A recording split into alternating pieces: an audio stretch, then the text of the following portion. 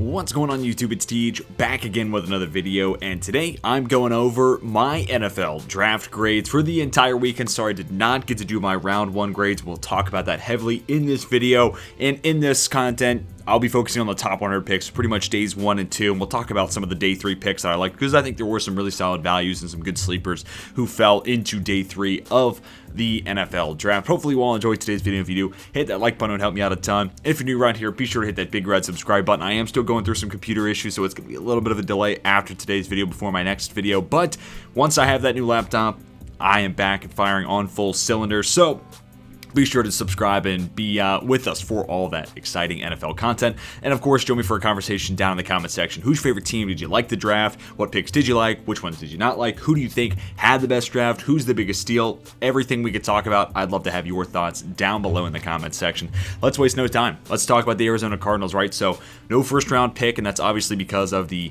Hollywood Brown trade, which, you know, if I were to just grade that on itself, probably C-. I mean, like, they definitely needed a wide receiver, but for pick 23, I mean, that's ahead of where Hollywood was taken. And, you know, now he's on this last year of his rookie deal. You're about to pay him. So, considering you're already paying Nuke Hopkins a ton of money, that's going to be tricky. Maybe this is to try to smooth over the relationship with Kyler Murray, but not crazy about that trade. But, you know, add that in. It was on draft night, so I don't mind, you know, grouping that in. You know, basically call first round pick Hollywood Brown, then Trey McBride.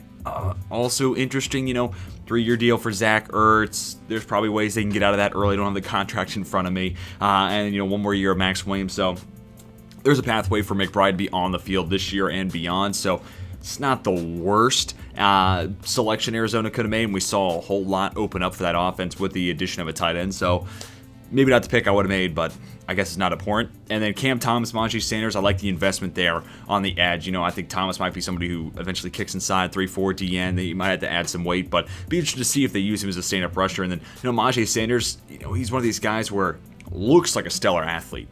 The production wasn't great at Cincy, and then you look at the testing numbers, and they weren't very good. Now, I know he was sick leading up to Indy.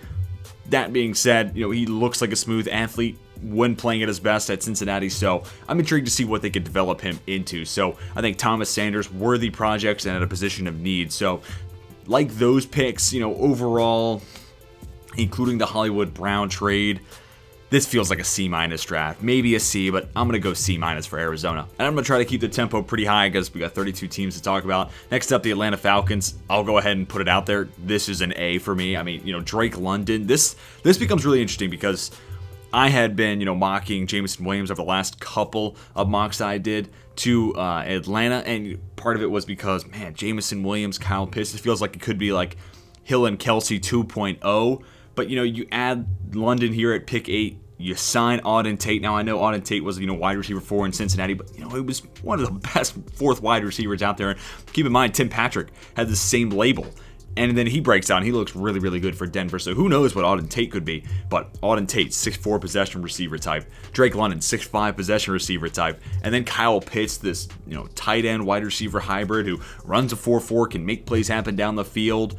This feels like, especially with, you know, a Marcus Mariota or a Des Ridder, let's play bully ball. Let's get big. Let's get physical. And, you know, I'd like to see them add a speed element deep down the field, somebody who has that speed like a Jameson Williams potentially, but, you know, they have time to build that. This is a team that has multiple years ahead of them, so I really like that pick at 8. It just marks what this team's identity is going to be on offense. We're going to be physical. We're going to be bigger than you, and I kind of dig that they're kind of laying that foundation. Arnold Ebiketie, and then we'll jump down to D'Angelo Malone. I mean, addressing a huge area of need. Malone's a little undersized, but the production speaks for what he did at Western Kentucky. I'd like to see what he can kind of grow into. Arnold Ebiketie, really solid athlete, comes from a school that's had a good track record, and I think they got him in a solid value right there at the top of the second round. He was a guy who easily could have snuck into the first round, so I think that's a good value, position of need, and I think he's going to be a good NFL player, so I'm really excited about that. And then Troy Anderson, you know, obviously hasn't gotten a whole lot of playing time at linebacker, and he's coming from Montana State, so there's definitely some, you know, things to smooth out there, but all-world type of athlete, and considering, you know, Montana State had to use him as a, you know, fill-in running back in the past, and he's played pretty much everywhere but linebacker into the last year or two.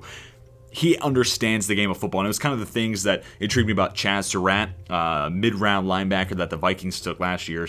former quarterback. You have a different look on the field when you do that. Even Brandon Staley, head coach of the Chargers, former college quarterback, now defensive coordinator, and then head coach now for the Chargers.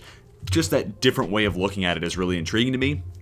So because Anderson's been the running back hitting the holes, you feel confident as a linebacker. He knows where the ball carrier wants to go. So it doesn't always translate like that. It's definitely more theoretical. But I'm intrigued to see what he can become. And they lose Foyesé Oluokun this offseason. They need another off-ball linebacker. Plus, Deion Jones is creeping closer and closer to his 30s. So it's still something you have to think about there as well. So I like Anderson there. Solid value. Back end of round 2. And then Des Ridder. I mean, this is where the conversation really has to be had, after London maybe. But, Ridder, 54 picks after Kenny Pickett's taken at 20 by Pittsburgh. I mean, that's a slam dunk value right there. Maybe the most pro-ready. I wouldn't be surprised if he just outright beats Mariota in camp. Now, I kind of hope they ease him into it. I wouldn't hate if Ridder starting by like week 4 or 5. Let him have a couple games. Let's see what Mariota looks like too. It's been a while since he's had a full-fledged opportunity to be a starter, and I don't think he's really going to get one. He'll have a couple weeks to showcase it though. So I'm intrigued to see that. Plus, they have similar play styles, so it feels like that system for Arthur Smith will really get to thrive, whether it's one or the other. So that's intriguing. Love this fit. Love the value. This is a perfect place for Atlanta to be right here. This draft class was exactly what they needed to get back on track. You see the 7-10 record last year? That was on the high side of their possible outcomes. This team is worse than that. And, coming into this draft, a lot of people would have said that's the worst roster in football. I'm not expecting rookies to make an absolute all-world impact, but this is getting you right back on the right track. And I also want to highlight Tyler Algier. I think that's a really solid value. They do bring back Cordero Patterson, but they're still looking for, a running back of the future. I think they got him at a really good value there on day 3, so I like the Algier pick as well. I'd go A, again, for the Falcons. Next to the team I didn't want to talk about, for those who don't know, I am a Steelers fan, so this kills me. The Ravens won the draft. I mean, and I had to get this off my chest.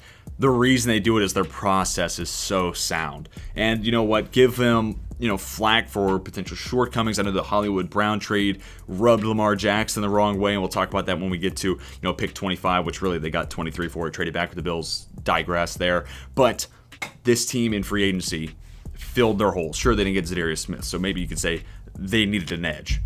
But across the board, you look at that roster and say they can get better at areas, but there's no holes. And that's because of what they did in free agency.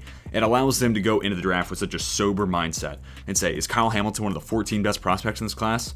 Yeah, absolutely is. Let's take him at 14. Is Tyler Linderbaum more than likely one of the best 25 players when we look at this draft class 5 years from now? Yeah, almost certainly. Even though this isn't a perfect scheme for him, I will argue, though, the Ravens pull their center and guards a ton to block out in front of Lamar Jackson and even their running backs on sweeps. So the idea of Linderbaum pulling and leading the way for Lamar Jackson with how good of an athlete he is, now obviously Lamar Jackson's going to eventually catch up and outrun him. That is a tandem that could be really, really scary for opposing defenses. So I am in love with these first-round picks, and I'm a Notre Dame fan too. So this is my worst nightmare, seeing my favorite college player the last couple of years at Notre Dame go play for my arch rival. But it's not about me. Knocked out of the park with the first-round picks, and then draft and stash with David Ojabo, who obviously played with Mike McDonald at Michigan, the new defensive coordinator for Baltimore. It made a ton of sense. People were mocking this prior to his injury as a first-round selection for the Ravens because of that. And then they got him in the second. And then Travis Jones in the third. I mean, come on. I like Logan Hall, and we'll talk about it when we get to Tampa Bay. That was a solid first pick of the second round. Travis Jones is just better. He's just better. He's a better run stopper, and I'm intrigued to see what his first step translates to as a pass rusher. So the Ravens knocked it out of the park. And plus, the interesting part about Jones was reportedly the Eagles felt like they had to jump the Ravens to get Jordan Davis. Now you look at this, and it's like, okay, well, they got Travis Jones in the third, plus Kyle Hamilton, Tyler Linderbaum, David Ojabo ahead of him. I mean, that's a haul. Daniel Falele, we'll see what he turns into. Project right tackle, not very athletic, but it does kind of give me those Orlando Brown Jr. vibes because he was such a bad athlete, but totally worked, especially in that power scheme where you just get him moving forward with Lamar Jackson, J.K. Dobbins, whoever behind him. I'm intrigued to see what Falele becomes. That being said, Orlando Brown Jr. was an all-time bad athlete when it comes to testing numbers, and Falele found a way to one-up him. So, he might be too far in that realm to be, something that becomes an NFL starter. So time will tell that story. And then Jalen Armour-Davis, that's a really solid ad there in the fourth round, a potential starter at cornerback. Charlie Kolar and Isaiah Likely.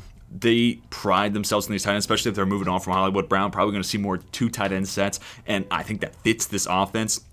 And odds are one of these 2 will pan out and become a starter for them. So I like them playing the numbers game. Punter in the 4th round, I could do without that. And then, even Tyler Beatty. I mean, running backs seem to always put up productive numbers for Baltimore in their scheme. So he's probably the next 6th rounder that finds a home and becomes a productive NFL player for the Ravens. Like, it wouldn't surprise me. They're the winners of the draft. This is an A+. Next up, this is another team I think that had a really solid draft. And I mean, I'll get into it now. Kyrie Elam. Part of this is I know I definitely have a crush on Brandon Beane. He's, in my eyes, the best GM in the NFL right now, and I know he plays in the same division as the Patriots, but compare this draft class to New England's. Case in point, there's my opening argument for Brandon Beane. But every move he makes, once I see it, and I analyze it and I think about it, I'm like, that's just smart. He never does anything. He's not trying to do too much. He's not trying to outthink everybody. He's not trying to be known for, I'm Dave Gettleman. I don't trade down. I'm not X. Known for Y quality. Everything he does just makes sense. It's sound. It's smart. He's a smart guy. And sometimes that comes in the form of trading a first-round pick for Stephon Diggs, and then you unlock the full potential of Josh Allen, and boom, there's your duo of the future, and big reason why you're a Super Bowl contender. And sometimes it's at the start of a rebuild, signing a really solid center, Mitch Morse laying that foundation across the offensive line. And in this case, it's trading up a little bit and going snagging Kyrie Elam, who makes a ton of sense. I was going to see if they have the haul, so to speak, that they gave to Arizona, but moving from 25 to 23, pretty inexpensive. And I'm somebody, more often than not, I'm going to say I'd rather trade down. I don't like trading up, but such an incremental move, and they made sure they got their guy. It's peace of mind, knowing who knows what the pick could have been at 23 for Baltimore, what Dallas was going to do at 24. Let's go ahead and jump them. Let's get Kyrie Elam. And now you have this nice combination of him and Trey White, and this team is primarily too high, lots of zone. But now that I think you have a press man corner like Kyrie Elam, it kind of opens up the door to add a little bit more of that into your defensive playbook. And, Sean McDermott's a genius. I think another one of the best at what he does, just like Brandon Beane. So to add that element of Elam plus Trey White has that skill set on top of being a really good zone corner, I just think it adds that much more confusion you could potentially put in the head of a quarterback. Like a QB could be at the line, see corners pressing, and 2 high safeties and be confused. Is this going to be, hard cover 2? Is this going to be man-to-man with 2 high safeties? Are these corners going to back off and it becomes cover 4? You just kind of open up the door for potentially creating some chaos there. And if the quarterback chooses wrong or reads it wrong, makes a mistake, you create a turnover, you create a big play, a big stop, whatever the case may be. So, as you can tell, huge fan of that Kyrie Elam pick. James Cook, by this point, we're, no longer Kenneth Walker on the board, no more Breece Hall. James Cook, it's kind of funny. You look at the boasters and how they move the same. James Cook, in a lot of ways, had a better 40 than Dalvin, which doesn't make any sense, but they move the same. Dalvin moves so much better than that 40 time he ran at Indy. And James Cook, plus his pass catching ability and the home run threat, nice element. And, the pass catching ability is something they already have with a couple of their guys in the backfield, but this guy runs a 4.4 compared to, Devin Singletary is a 4.6 type of guy. So adding that extra boost, that extra oomph in the backfield, love it. And, I think they got it at a solid value. Second to last pick of the second round. I think that's a good place you can take a running back. Jarrell Bernard, kind of a thumper linebacker. Not as in love with that pick. And then, in the 5th round, Khalil Shakir was somebody I had been mocking and, talking about in the back of the second round, mostly to get a different name in there. Didn't think that was his true value, but as a 3rd round pick, I would have been okay with this. But this is your new potential, slot wide receiver of the future. I know they have Jamison Crowder. He battles injuries. I think we'll see Shakir pretty heavily throughout this upcoming season. And, the rest of it, day 3, isn't anything to write home about, but I think this team just got better. And again, Brandon Beane making smart moves. I'm not going to call it the best draft or, everything was 10 out of 10, but, I'll go A- here for Buffalo. Liked a lot of what they did. Next up, Carolina, and I'm actually surprised at how, decent this draft class is. It's not perfect, but, Ikem Ekwonu at 6, that's a solid value. He's one of the 6 best players in this draft class, and they needed a left tackle. They got one. And now I'm feeling pretty confident, at least for this year, this offensive line. Yeah, you signed Bradley Bozeman to be your center, bring in Austin Corbett. He'll play one of those guard spots. You still have Braden Christensen. Maybe he's moving inside to guard because of his short arms. Ikem Ekwonu, and then Taylor Moton on the other side. Offensive line feels good. Now, granted, the question is going to be, what does that good offensive line do for a guy like Sam Darnold? We'll find out. But insurance policy, the Panthers still got one of these quarterbacks. Because these quarterbacks fall down the board, they're able to move into the third round and grab Matt Corral, who was the guy who, realistically, if there was a quarterback that, was linked to Carolina more than anybody else, it felt like Corral, really, which, him and Pickett felt like the guys I was hearing most linked to Carolina with, the splash of Willis because of the upside, et cetera, et cetera. But Corral was one, especially as we got closer and closer to the draft. I felt like I heard those two identities with one another more often than not. So I think this is a really intriguing prospect. And, in the third round, the prospects of Corral, a guy with a quick release, has a strong arm, can move, those all become a lot more interesting than, say, pick 6 or whatever they might have had to do to try to get him based off our pre-draft notion and where we thought these quarterbacks were going to go. Because then, if you're talking about Corral as a first round, you're like, well, he's small, he's had injury issues, he runs into contacts, what does that mean for his longevity? He played in an RPO-heavy system, what does that look like? In the third round, you don't really worry about the cons as much because you focus on the pros and you're like, okay, this becomes a project worth taking on, and we'll see. I don't know if he'll be ready to play right away, so it does feel like Sam Darnold's probably the guy week 1. But, maybe that coaching staff can work some magic and Corral is ready to go right away. I think that's a long shot, but it's certainly in the cards. And, Brandon Smith there in the 4th round, super athletic guy. Not a great linebacker, definitely more of an overhang defender. I think he plays that nickel role really well. He actually has some decent coverage ability. But when you have him play strictly between the tackles, downhill line, it's not that great. He doesn't have great grades, pro football focus, or, even just people who I trust their opinion, who have looked at it and said, there's a lot to refine there. So all-world athlete, needs some coaching, and it's kind of interesting. You look at Shaq Thompson and feels like that might be the right guy to try to show Brandon Smith the right way forward. And, Cade Mason in the 6th round feels like someone worth talking about. Definitely a little later than I thought he would go. Figured he'd be a top of day 3 type of guy. So solid value for a team that is, offensive line needy for the most part. So like that pick as well. Overall, considering the picks that they have, I they had to give up a future asset for Corral. That's maybe not ideal, but, if you were to tell me they're going to get a Kim Ekwonu, one of the quarterbacks, and then some decent picks on day 3, I probably wouldn't have believed you coming into this past weekend. So for Carolina, let's go. I'm going to keep it tempered with a B, but borderline B+, but I'll go with a B. Next, the Chicago Bears, and this is a really tough one to talk about. So Kyler Gordon, a player I liked a lot, and they needed a number 2 corner. I said that over and over again on this channel. Him and Jalen Johnson, I'm intrigued to see what that grows into. Jaquan Brisker, especially if they're playing a lot of that split safety that Matt Eberflus is known for. Him and Eddie Jackson, that is an awesome duo. I'm excited to see that. Plus, like I said, Gordon, Jalen Johnson, okay, feels like they have some up-and-coming cornerback play as well. So the secondary, feeling really good about that. But, it's a built-up secondary. You did move on from Khalil Mack. Rumblings of a potential move on from Robert Quinn. So what's the pass rush situation looking like? Maybe you can scheme that up, potential holes to fill there long-term. And then, Velus Jones Jr. as your 3rd round, wide receiver to try to help Justin Fields. I think that's a little early, 25-year-old wide receiver. And when I watched him, he plays with physicality, and I just want to show you some of his height, weights, measurables, et cetera, et cetera. But when I see him and his best skill sets, is a yak guy, kind of throw him a bubble screen, and he'll use his physicality to his strength. And, that's a nice compliment, I guess, to Darnell Mooney, but I think you could have done better there in the 3rd round. Or if you were going to wait that long to take a wide receiver, just don't address it at all. Because, now it feels like you waited too long and you just had to take a guy, and Velus Jones Jr. was the one that you just locked in on. So kind of interesting they didn't put the emphasis on building around Justin Fields earlier, maybe with those 2 second-round picks. But I'm not crazy about Jones Jr. there in the 3rd. Zach Thomas, I didn't hate that pick there in the 6th. But, lots of names coming in here towards the end of the draft. How many of those guys really become impact names? Probably not a whole lot. And, I'm intrigued to see what the secondary becomes with the additions of Gordon and Brisker. But outside of that, I did not like this draft because they just didn't build around Justin Fields. They had kind of one mission in my eyes, figure out what this quarterback can be. That's what the Jets put a lot of emphasis on, and they also built up the defense. But that's clearly not the MO for right now for, Ryan Poles and Matt Eberflus, the new head coach. So I guess I'm going to go with a flat C here. I like the first 2 picks because of the secondary needing some, replenishing, but all in all, it feels like they misunderstood what they should have been going for here. And that's just my opinion, obviously. I'm not the guy in the room, so I'll go with a C.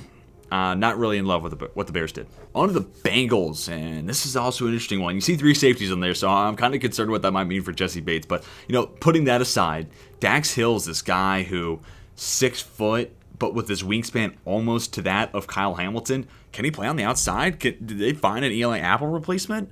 Maybe, because I'm kind of thinking, with those long arms, he can get somebody at the line of scrimmage. Interesting press ability there. Obviously, he's comfortable in zone, and really what made Dax Hill such an intriguing prospect, and one of the reasons he was a big winner at the Senior Bowl was his ability to showcase man-to-man ability. So it's like, okay, this is starting to boost his stock big time. Plus, he is willing to be a member in the run defense game. So if he's a man press corner and he's willing to tackle at the line or get off blocks and go find a ball carrier, that's a really intriguing fit for him. Or is he just this deep, rangy, free safety because he's an awesome athlete? He has those long arms, he can get a lot of hands and pass breakups. That feels like it could be a route, but if you're going to do that, then what does that mean for Jesse Bates? So really tricky there, and Cam Taylor-Britt feels like a guy who, 5'11", 196. I saw some people saying that maybe best as a slot corner, strong safety type, because again, willing tackler. And if that's the case, what does that mean for Mike Hilton? Or is this just Cincinnati saying, let's go best player available, and that's just how they have their board stacking up? They're not afraid to go Hill, then Taylor-Britt. I don't know. It's kind of tough to gauge at that point because Mike Hilton is a good football player and he's one of the best slot corners in football, and Jesse Bates is one of the best free safeties in football. So I don't know if they're trying to open up ways to move on from them just to have players they drafted that aren't certain things like those two are into those roles. I don't know. That's kind of confusing for me, but I do like the pick of Dax Hill by itself at 31 and Cam Taylor-Britt. Okay value there at the back end of round 2. And Jeffrey Gunter is actually the one that stands out beyond that. I think that was a really solid pick there in the 7th round. I think he was one of the players who showcased a little bit of juice at the Senior Bowl, and definitely still a work in progress. Like, a lot of work ahead of him, but 7th round pick, one of the last 7th round picks. I don't hate that whatsoever, and it's just kind of them adding in more to that edge group, potential options, rotation pieces, etc., etc. But all in all, it's an okay draft. I'm intrigued to see what this means for their current secondary group and who's basically on their way out. Is it Eli Apple? Is it Jesse Bates? Is it Mike Hill? It feels like they're kind of building up for that inevitability. So we'll see. I like Dax Hill. That's kind of the headline pick. I'll go with C+, C+, maybe B-, but I'll go C+ here for the Bengals. To the Cleveland Browns, this is also a tricky one because obviously no first or second round pick, thanks in part to, the Deshaun Watson trade, landing you, that cost you your first round pick, I should say. But, Martin Emerson, and this is just one of those teams that continues to add into the secondary, and I'm not going to knock him for that. You did just pay Denzel Ward. You already have Greg Newsome, not far removed from taking Greedy Williams. So it's interesting to see what Emerson's role will be. Primarily man press at Mississippi State. I don't know if that's really what they're trying to have him be at the next level, or if they're really just trying to acclimate him, make him more well-rounded, not rush him onto the field, play behind those guys, learn. Time will tell that story, but I think it was solid value nonetheless. Top of the 3rd round.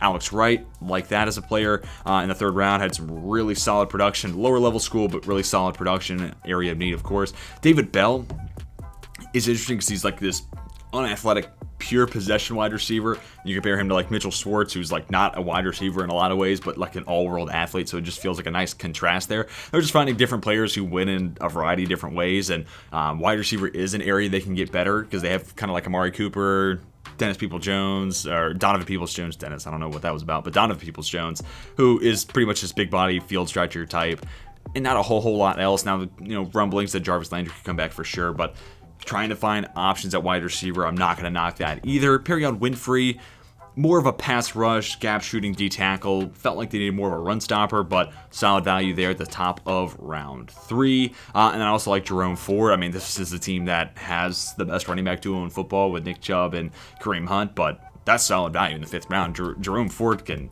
create big plays, and he catches the football well. So it feels like a good fit there in Cleveland, and they got to maximize it. Dearness Johnson kind of encapsulates this, but they get the most out of running backs, and I'm kind of intrigued to see what Jerome Ford would look like in that offense. So maybe it's my curiosity kind of letting me get away. The rest of the picks, nothing to really write home about, but all in all, considering the picks they had to work with, I think this is a solid draft class. I'll go with a B- for Cleveland, taking into account there's no first or second rounders. On to the Dallas Cowboys. This is one of the picks I got right in my mock draft. Tyler Smith felt like a Dallas Cowboy in a lot of ways, and this is just an opportunity. You're going to fix a hole at left guard, but also you're planning for the future. One T. Smith will replace another. Tyler Smith ideally replaces Tyron Smith in a year or two beyond time, whenever Tyron Smith hangs it up. So makes sense now, makes sense future. Love that pick there at 24. Sam Williams is a name that, if you were a fan of him, you loved him. If you didn't really know about him, I'm not going to knock you because, in a deep edge class, sometimes people get missed on. But those who love Sam Williams will let you know. And adding a little bit of boost, speed threat off the edge. I like that as a compliment to someone like a DeMarcus Lawrence. And even if Williams isn't a playing every down type of role, the combination of him and Micah Parsons as your other edge opposite of Tank Lawrence is really intriguing. And when you have Williams on the field, you can play Parsons as off-ball linebacker or use him as an extra blitzer teeing off against the interior offensive line. I like that. Or you can have Williams off the field and it's Parsons rushing the passer, and we know how that works. So yeah, I like that pick there for Dallas. Addresses a position of need. Jalen Tolbert, maybe the best pick out of this group, and that's with me liking Tyler Smith a lot at 24. But just another, it feels like a Michael Gallup clone in a lot of ways, so it's kind of intriguing that they liked him. But with that said, it kind of makes you wish they kept Amari Cooper. I'm not a Cowboys fan, but, then you keep that same repertoire of Tolbert's like a Gallup. Could you have let him walk? You keep Cooper in his big contract, and it feels like you're not missing a beat. But nonetheless, with Tolbert, Gallup, you have your outside guys. You can use CeeDee Lamb. He wins at all three levels. You can play him in the slot and create a lot of good mismatches there. So it was more so about getting a boundary wide receiver in my eyes. Not really the play type, but it is interesting that him and Gallup are very similar. And then Damone Clark, a guy I want to call out here. Injury concerns for sure, part of why he fell, or a massive reason why he did fall. But, after this upcoming season, let's say he just doesn't play it down, him, and it's also interesting because they took Jabril Cox in the 4th round last year, linebacker LSU, but let's just say he doesn't play at all this upcoming season. Beyond that, they got a guy who probably would have been late 2, 3rd round linebacker, maybe even earlier because it just takes one team to like you, in the 5th round. So that's really solid value, and if he's able to move on past the injury concerns, and specifically the neck area, that's obviously a big concern. If he's able to get back on the field in 2 years' time, basically, I'm really fascinated to see what he looks like as a potential Leighton Vander Esch replacement. So I think that's a really good pick there for Dallas. Overall, liked a good amount of what they did. I'll go with B+ for the Cowboys. Next up, the Denver Broncos. Nick Bonitto, really like this pick. Very last pick of the 2nd round. Solid value for where he goes, and you get that 3rd pass rusher. He could be a DPR specialist. I think you can find ways to move Bradley Chubb or Randy Gregory around, especially Gregory. He's kind of had some flexibility in his career, whether it's, putting his hand in the dirt or rushing upright. So allows you to get Bonitto out on the field in interesting ways. And, this is a passing lead. He got drafted into a division that, outside of obviously the Broncos and Russell Wilson, you're taking on Justin Herbert twice a year, Patrick Mahomes and the Chiefs twice a year, the Raiders with Devontae Adams and Derek Carr and them twice a year. So adding that 3rd pass rusher felt like a big emphasis for the Broncos and a worthy add considering by itself the division that they play in. Greg Dulcich, they definitely like these athletic types. They already have Albert Okwuegbunam, which apparently Okwuegbunam is the proper way of pronouncing that, so I do apologize for mispronouncing that for so long. I thought I had it right, but I reckon I didn't. But they have these types with these athletic tight ends. Dulcich kind of fits in pretty well there. Damari Mathis, solid value there in the 4th round. And the rest of the way, it's nothing crazy. Really, it's these top 2 guys. And of course, no 1st round pick because of the Russell Wilson trade. That totally checks out, so that's totally worthy. And if you were to include Russell Wilson, this would be an A, but I'm not because it didn't happen on the day of the draft. Bonitto, Dulcich, headline it. I'll go with a B for Denver. They got better, no 1st round pick. I think they did really well, especially with that 2nd and 3rd round pick. Moving on to the Detroit Lions, I love the energy they had with it. Once Aiden Hutchinson was the number 1 pick, they immediately hit the card. And I love the confidence right there. It's like, this is our guy. Not even questioning it. Aiden Hutchinson the pick. They could have, what every team does, right out the clock. That's what the Jags did with Trevor Lawrence. Granted, that was Urban Meyer, so maybe don't replicate anything Urban Meyer does, but love that confidence in Aiden Hutchinson. In addition to that room that can get better, right? I like what the Aquaras could be and bring back Charles Harris, but that's a smaller deal. And Hutchinson, right now, better than all 3. And his ceiling higher than all 3. So it makes total sense at a high position of value. And hometown kid, obviously played at Michigan, grew up there, in and around the University of Michigan. It makes a ton of sense on a variety of levels. And then, how about the aggressiveness going from 32 to 12? And again, I'm not crazy about trading up. But it depends on the chart you look at. You may view this as a win or an even trade. I'm just going to call it even for the sake of, focusing on the pick. Don't love the idea of trading up, and the Vikings, give them a ton of credit. Very patient in this draft. I think they have a really good, class they put together, and we'll talk about that in a little bit. But Jameson Williams, for a team that needs a wide receiver, wow, this is a awesome add to this team, right? So, long term, Jameson Williams, one of your outside wide receivers. Amon-Ra St. Brown's going to be your slot. He has some flexibility to play outside as well. Boom. 2/3 of your wide receiver room for the next half decade or beyond are figured out, which that is huge for this team that, not this draft, but a draft prior, we were saying this is maybe the worst wide receiver room in football. So they're making progress. And, Williams, you just can't teach that speed, right? So they're putting themselves in a position to where next year they're going to get their quarterback, whether it's because this team isn't very good or they have to move up. They're going to have the pieces, and they're going to have a solid roster to allow a rookie quarterback to be productive right away. Now, obviously, it's still a rookie quarterback. We're talking about the 2023 class. We don't really even know what it's going to look like. We're a year away from that. But that being said, they're going to give them a pretty good opportunity right away to see what they could grow into. So, love the pick here at Jameson Williams. And, even just this year's wide receiver room. Williams, DJ Chark, Amon-Ra St. Brown. I like it. And we'll see what Jared Goff could do with that. And then Josh Pascal, again, kind of like Sam Williams. If you're a fan of him, you're vocal about it. So like that, doubling down at edge. I think it's just a best player available approach for the Lions. And, I think middle of the second, pretty solid place for him to go. Kirby Joseph, this team needed a safety big time. Wish they could have addressed it a little earlier. But I think, third round, in the compensatory picks section of that round, I think they got a good player there.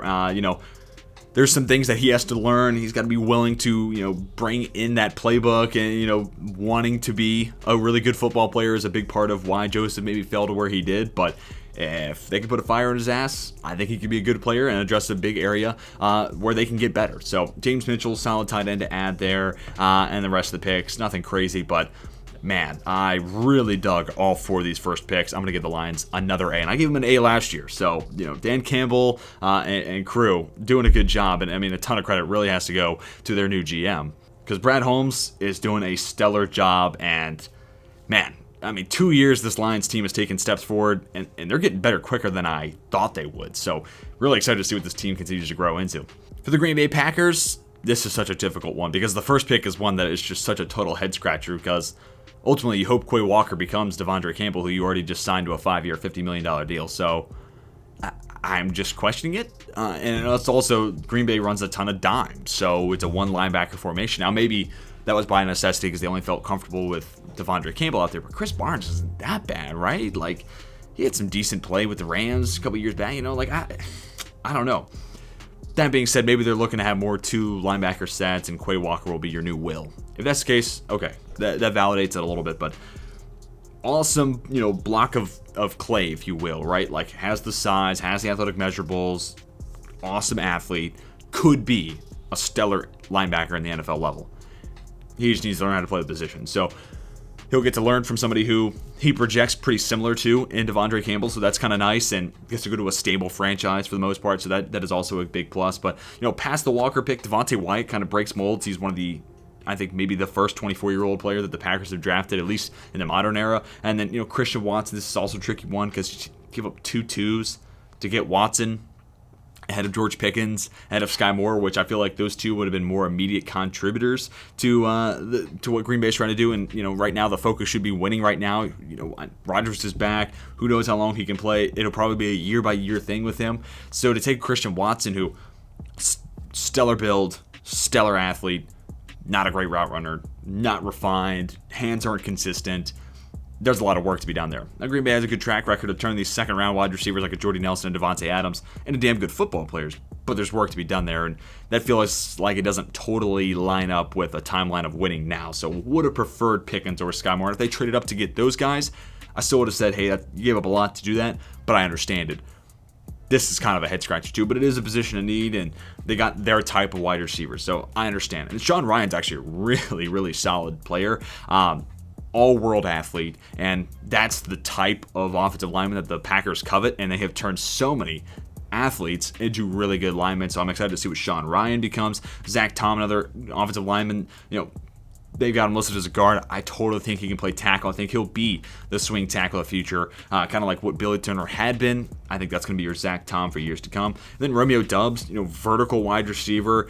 I really thought he would be a lot higher once we got to this part of the year. You go back to the beginning of this process, I was a big Romeo Doubs fan, and I was a big fan of Carson Strong in the early goings. That has obviously tempered as well, but Romeo Doubs is this vertical field stretching downfield guy. Feels like he'll have a role pretty soon for Green Bay, catching some bombs from Aaron Rodgers. And then Kingsley Enagbare falling all the way to the 5th. Man, that feels like a steal. And now I think he's pretty much right away your third pass rusher on this team, and you feel confident trotting him out there. Does he need to learn a few more moves? Yes. But does he have an NFL body? Yes. Does he have NFL arm length? Yes. And he uses that arm length to his advantage. It's not like he has that skill set and doesn't use it. He might overuse it, and that's kind of the problem. He needs to learn something else and learn to win in different ways. But, man, if that's your third pass rusher and you got him in the 5th round and you can feel confident about playing him right away, you got to love that pick. So this is a tough class because, like, the highs of it, I really dig what they were going for.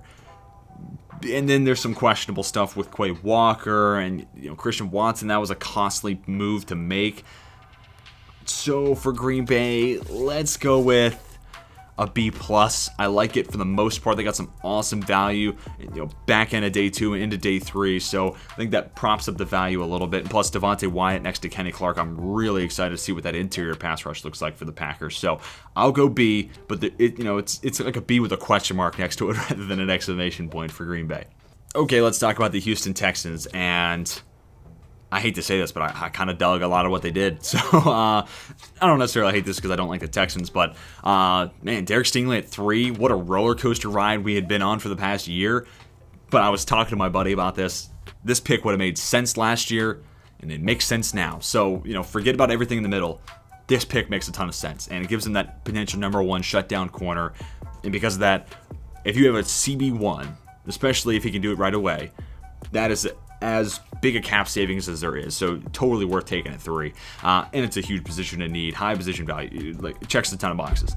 Kenyon Green at 15, I would have gone Zion Johnson there, but nonetheless, they like this power guard, and this makes me feel more confident that Titus Howard is in their eyes right now, their right tackle of the future, and Kenyon Green's going to play left guard with some flexibility to kind of move around when you get in a pinch. So I don't hate it. It's not the worst pick of the first round by any stretch. I would have just gone Zion Johnson because he kind of gives you still that versatility and might be a little bit better of a player. But Houston feels like they're going to, take emphasis, especially on the offensive line, of those power, mean maulers, that type of identity. So Green kind of fits that in a lot of ways. Jalen Petrie, love this. Slot corner, strong safety type. Definitely something they can use. So like that, good solid value there at top of round 2. John Mechie the third, he's got his fans and he's got people who don't like him. But I think if he becomes your slot receiver of the future, I like that a good bit. And now I'm kind of looking at this wide receiver room, especially if you get a step forward of Nico Collins, who I did like coming out of Michigan last year. Collins, Cooks on the outside, Mechie the third in the slot. I mean, it's not the best group wide receiver room in the NFL, but 2 years into the Caserio tenure, you're looking at it and saying, okay, you could do worse there. So making some progress there, and I don't hate that pick. Maybe you could have waited, but all in all, it's not the worst pick. Christian Harris, top of the 3rd round. This feels like a pick that Bill Belichick maybe should have made. I digress. Makes a lot of sense there given the New England background, and awesome athlete. A little small, but awesome athlete, and he brings some ability to rush the passer from up the middle. So like that pick there. I think they got him in a good spot. Damian Pierce, this is an identity running back, so they have a ton of running backs on that roster. I don't know how quickly Pierce will see the field or how much of it he will see, but I like that pick there, and that's kind of the headline day 3 pick for me and the Houston Texans. So overall, pretty optimistic about what the Texans put together. Let's go B+. Let's talk about the Indianapolis Colts now. Alec Pierce was a solid enough pick. Like, it was after Pickens had gone, but before Sky Moore, and at that point I was like, Sky Moore's the pick here, right? Like, actually, now that I think about it, this might have been before Pickens too, but more in specific is really who I was keying in on is like, okay, well, this is your new T.Y. Hilton, right? You're going to play him in the slot, and that's going to be your guy for, slot or on the outside. Hilton did both throughout his career. And, he's going to be that, maybe a little undersized, but does everything really, really well guy for the next 10 years. And him and Michael Pittman, perfect pairing. Instead, they go Alec Pierce.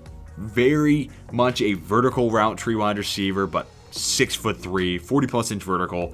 He's really good at being a vertical wide receiver. So with Matt Ryan, I'm interested to see what that pairing looks like. That said, Matt Ryan's arm strength year over year has kind of regressed. So may not be a perfect marriage, but I appreciate the Colts seeing wide receivers an area of need. They got to get better, and they put a pretty premium resource into that. And then Jelani Woods in the third round feels like such a Colts tight end move, right? Really solid athlete, brings some blocking potential. I'm excited to see what they can develop him into because the Colts have had a really solid track record over the last half decade to a decade of getting solid, tight end plays. So then you get to Bernard Raymond in the third round, and he's definitely not for everybody. He is a little on the older side, but for a team needing a left tackle, for him, Bernard Raymond, a guy I had going in the first round, and not just me, plenty of other people, even if not in the first, you had him going in the second, almost assuredly. For him to be there in the third, that's a plug-and-play left tackle in my eyes. So I think he made a huge strides throughout his last 2 years at Central Michigan, really learning how to play tackle, and I'm excited to see what he can continue to grow into. Yes, a little older, but he's still new to the position, and I think he's only going to get better, and this is a team that needed a left tackle, and they got one. Nick Cross, they value these safeties, so this will be an interesting, development project. I can't speak to what it looks like right away, considering they already have a couple of good safeties with Blackman and Kyrie Willis there.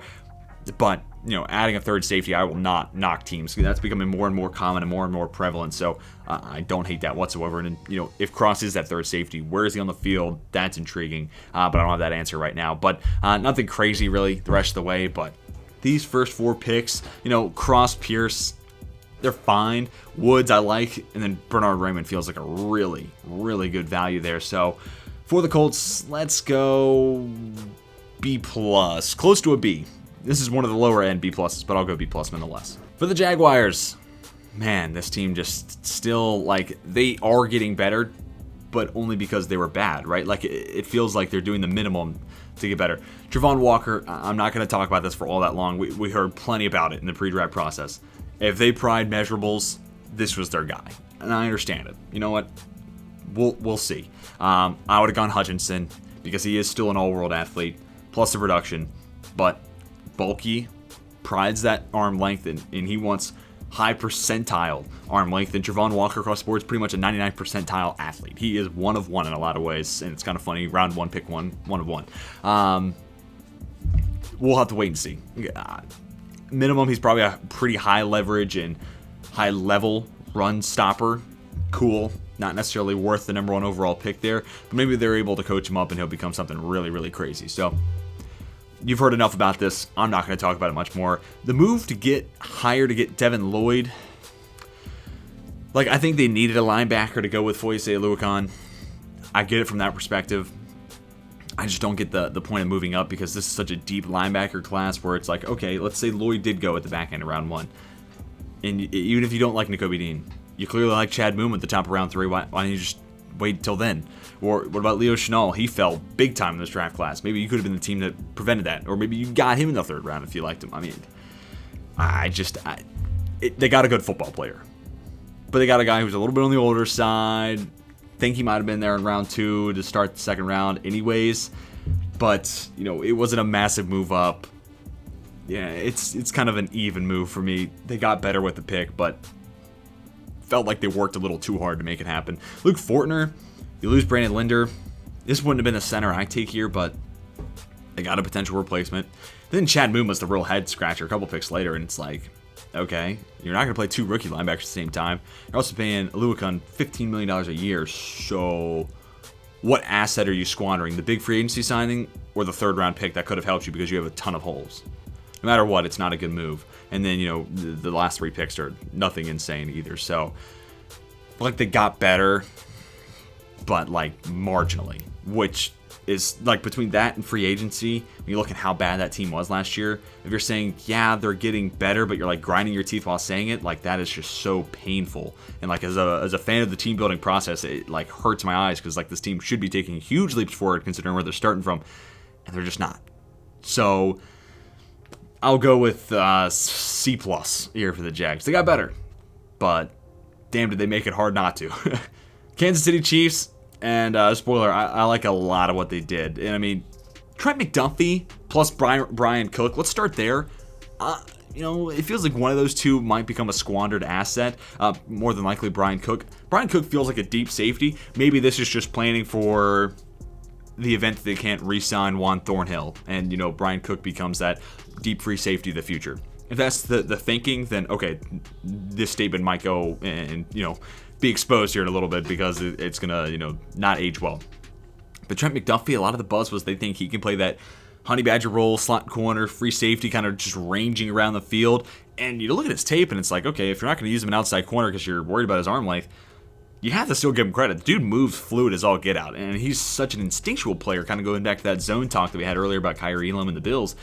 He is really instinctual, and he just kind of got a nose for the football and finds ways to make plays. So if he's your new honey badger, not the role I had envisioned, but I appreciate the thinking outside the box, and we'll see what he becomes. And then we get to the Brian Cook thing, and it's like, okay, well, somebody's not going to play because you did already sign Justin Reed. You still have Juan Thornhill. Good thing you moved on from Dan Sorensen. Okay, but then you also pair in Leo Chenal as this extra linebacker after you already took Nick Bolton last year, Willie Gay Jr. 2 years ago. So again, it feels like there's going to be some squandered assets. Now that said, the Chenal pick doesn't rub me as wrong as the potential Brian Cook waste of a pick. But if you're going to use McDuffie as this honey badger role, and you do keep Juan Thornhill, it feels like Cook's going to become an expired asset pretty quickly. Chenal, because of his ability to blitz and Spags want to put pressure on the quarterback, it feels like no matter what, he'll have a role out there, and maybe it's him rotating in on those types of plays and those types of packages. Him and Nick Bolton kind of having that same downhill ability, with Chenal I think being a little bit better of an immediate pass rusher. And then Willie Gay Jr. probably had a little bit more athleticism and coverage ability, so some compliments there. But they just got him at a great spot. And like between Chenal and Kennard, you just look at those players being there, and it kind of goes back to the Ravens thing. Like, is this player better than the spot that we're taking right now? Yes? Okay, then draft him. If not, then no. And the same thing with Darren Kennard. Like, I don't know his pathway into the field because Trey Smith proved to be one of the best rookie right guards I've seen in my lifetime. Creed Humphrey's an awesome center. They're already paying Joe Tooney a ton of money to play left guard. And I don't think Kennard projects to be a potential Orlando Brown Jr. replacement at left tackle. I mean, maybe he could, beef up and play right tackle. They could get better there. But the process just sound. Top of the 5th round, is Kennard better than the pick that we're taking him at? Yes, so let's take him. We'll figure it out. So I just appreciate the process there. But going back to some of the other picks, because all the picks I talked about, it's not even my favorite one. George Karlaftis there at 30. They need to get better at edge. And he's not going to be for everybody. I know people prioritize edge rushers with bend, but I just look at Karlaftis, and maybe it's just the beauty and how simple it can be. Like, he's stronger than most. His hands are violent, and he'll go right through you. Like, to me, it's just that simple, and he has the production to go with it at playing at the Power 5 level. So maybe he doesn't become this 15 sack a year guy superstar, but I have a hard time seeing Karlaftis not being 8 to 10 sack guy. Solid production. And really, I wish this team could have doubled up at edge, because Frank Clark, to me, just ain't it. And in fact, they're still paying him any sort of money. Just ain't it either. But I can't put that into this evaluation. Karlaftis is a good pick there at 30. And then Sky Moore takes the crown here. I mean, like, if you've been around this channel, Sky Moore's my guy. So, he's everybody's guy. Everybody's favorite sleeper wide receiver, Sky Moore or George Pickens. That was what everybody was saying. So it's not even underrated. Sky Moore feels like this guy with a high floor, but also upside, because he's going from group of 5 into the NFL, maybe with better coaching and more resources to his disposal. He could get that much better, but wins at all 3 levels in my eyes. 4.40. This guy feels like he's destined to be a 1,000-yard wide receiver off the jump for the Chiefs. So love that ad. And I've talked about this in videos, and this is part of the reason I had Sky Moore as a potential first-round option for the Chiefs, let alone as a second-round pick. You throw him in the mix with, Juju, Travis Kelce, Mecole Hardman. Those guys went at the line of scrimmage. Okay, who wins at the sticks? Who wins that intermediate level? Kelce can do it. Juju can do it. Sky Moore can do it. Awesome. Who wins deep down the field? Marquez Valdez-Scantling, who you just signed, and Sky Moore. Plus, Mecole Hardman has a ton of speed, so you throw him in the mix there. They have multiple people who win at multiple different levels. And after last year, the too high, looks were really giving them fits and forced them to revert and play shallow and intermediate football. I like that they have options across the field, and no matter what defense they're seeing, they have a way to combat it. So because of that, this is an A draft for me. I've rambled long enough. I love what the Chiefs did. To the Chargers, Zion Johnson and plus Jamari Salyer. I mean, I don't know where Salyer goes, but again, 6th round pick. There's no reason Jamari Salyer should have been in the 6th round. No reason whatsoever. Maybe because power blocking teams are really the only place that he'll fit, and you're starting to see more and more of the Shanahan zone running offenses. I get it from that perspective. You're kind of like narrowing your potential market in half, maybe even more than halfway. But there's just no shot he's a 6th round pick. So again, process is sound. You got to take him off the board there. But between him and Zion Johnson, I'm intrigued. What I think will ultimately happen is, especially if they're comfortable playing Salyer right away, which I thought would be one of the reasons he goes in day 2. He can play right away. I think you play Zion Johnson at left guard, Salyer at right. Maybe you're flipping it the other way around, and you're moving Matt Filer out to right tackle, which, depending on where you look and whose opinion you value the most, there are people who say Matt Filer's better football was playing at right tackle. So if that's the case, the offensive line, from left tackle through to right tackle, is done. If it's Rashawn Slater, Zion Johnson, center from the Packers, that name is escaping me. Had to look it up. Corey Linsley, there we go. I was not going to let that go. Jamari Salyer or Zion Johnson, the other one at right guard, and then Matt Filer right tackle. I'm feeling great about that for Justin Herbert and that team entirely. So those 2 picks, Zion Johnson the 1st, Jamari Salyer is a steal in the 6th. Feels like this team might have just finished their offensive line. So the fact Salyer fell, it be a potential headache of the future for teams that are playing the Chargers. JT Woods, deep free safety right now. It's Nasir Adderley kind of playing that role. He feels like somebody who plays really well downhill. So, maybe as this team has a huge hole at linebacker, maybe it's the adjustment is playing more Derwin James in the box, more Nasir Adderley as a downhill thumper, and JT Woods becomes that deep free safety, really rangy guy. He's not somebody I was super high on, so it wasn't a pick I was enthralled with, but I'm not going to hold it against the Chargers if they just see it differently. Isaiah Spiller, interesting. A guy who, early on in this process, one of the top 3 running backs potentially in people's eyes. Here in the 4th round feels a little bit better considering his athletic ability is, next to none when it comes to the measurables and what he did at Indy. But he is a young player, and that's really what's interesting. He'll be 21, or he might even start the season at 20. Forgive me, I don't have his birthday right in front of me, but younger player. And he just feels like a nice thumper, power back complement to someone like an Austin Eckler. Feels like a nice 1-2 punch there. And, the rest of the picks aren't anything crazy. But, Zion Johnson, Jamari Salyer finishing that offensive line makes this an A by itself for me. Because, they put so much emphasis on fixing that last year, and now they finished it. And they did it in 2 years. So that's really, really impressive. Sure, they could use a linebacker. Sure, I may not love JT Woods as the long-term safety. Whatever. They fixed the offensive line. They could also add another wide receiver. I'm really happy with the offensive lineman that they took. So I'm going to go, I'll make it an A-. I'll make it an A- for the Chargers. Sticking into LA, this is amazing. How do the Rams do this? Let's see. 1, 2, 3, 4, 5, 6, 7, 8 picks. 8 picks. I think they started with 4. So find ways. You see a handful of trades here. So I guess they started with 5 and ended up getting 3 more. There's not a whole lot of names that are household. Darion Kendrick, probably not somebody who's going to stick in the lead. 4.75, 40. Granted, a lot of cover 2, a lot of too high cover 4 looks because it's a zone-heavy defense. Maybe allows him to stick a little better. He also just doesn't have insane size, right? 6 foot, 194. Okay, prototypical, you could say, I guess. But it's one thing if you're on a 4.75 and you're Tariq Woolen, right? If you're 6'3", 6'4", have pterodactyl arms for wing or pterodactyl wings for arms, we can forgive the 4.75. Kendrick is just kind of your normal sized corner, being that slow. So we'll see. Logan Bruss, appreciate the focus on the offensive line. They kind of have to draft starters at that position. Kyran Williams is really the one that stands out as this. A lot of people are calling him the best 3rd down running back in football or in this draft class. Didn't have a great 40, but still awesome pass protector. Great pass catcher. So 3rd downs minimum, feels like he has a way onto the field. So him and Cam Akers feel like a potential running back duo of the future. You also have Darrell Henderson still there, of course. So just kind of adding to the well there of the offensive firepower this team has. So this team finds a way to turn a handful of picks into almost double that, and they almost always hit on some of these guys. There's names on here that I might not recognize that turn into stars. It's amazing how they do this. maybe not a star, but like Darius Williams was not somebody who was highly coveted during the draft process. Goes on to become a really solid football player and got paid this offseason. The Rams draft well, and that turns out to be the case. So if you don't recognize these names, it's okay.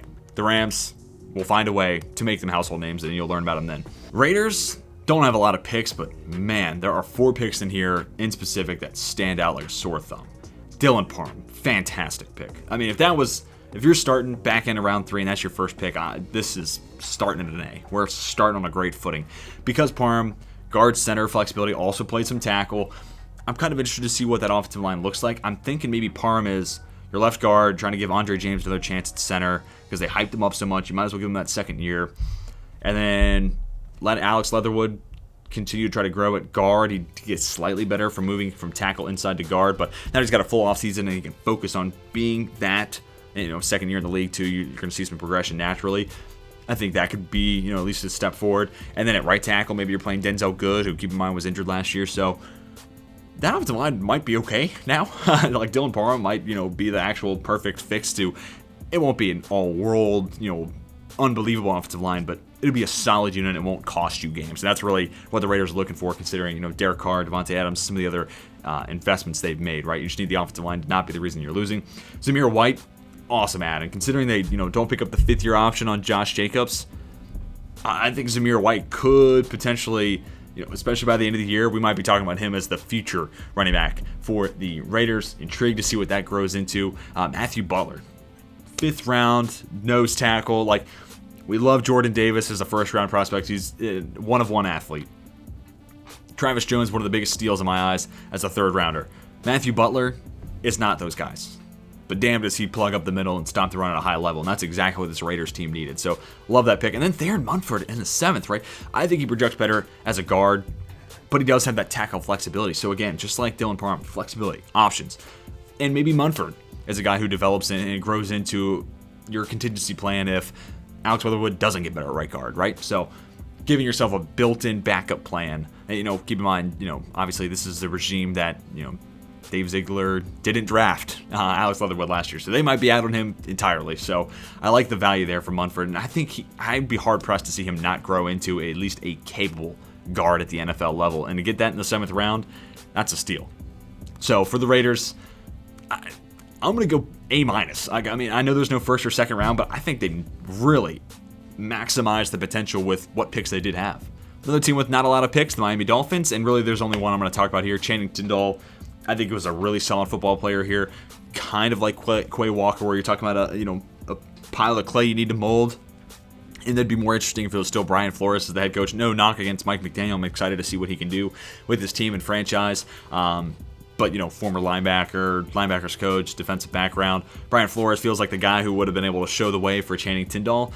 That said, they need another off-ball linebacker to pair with Jerome Baker. I'm excited to see what this defensive coaching staff in and of itself can kind of mold him into. The other guys, probably not huge contributors, but when you have 4 picks, only 1 on day 2, the other are 3 on day 3, you're probably not hitting a whole lot of home runs, but I think they have really solid value at Tindall, and I'm kind of surprised he fell that far. So because of that, let's go C+ for the Dolphins. To the Miami Vikings, and lots of arrows on your screen. Every pick came with movement. That is unbelievable. Kind of starts with Lewis Cine. You move back from 12 to 32 and opens up an interesting quandary and conversation where it's like Kyle Hamilton at 12, despite I would have loved that pick, or Lewis Cine at 32 plus the picks.